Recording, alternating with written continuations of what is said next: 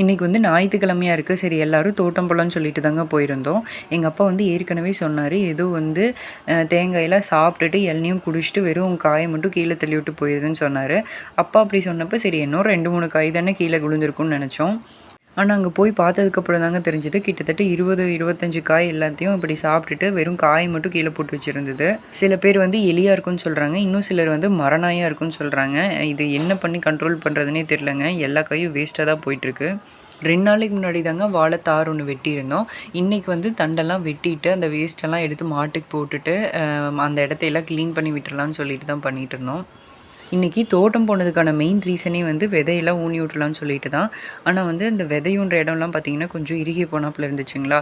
சரி கொத்து எடுத்துகிட்டு ஒரு கொஞ்சமாக கொத்தி விட்டுட்டு அதுக்கப்புறம் நம்ம விதை ஊனிக்கலாம்னு சொல்லிட்டு தான் கொத்த ஆரம்பிச்சிட்டோம்.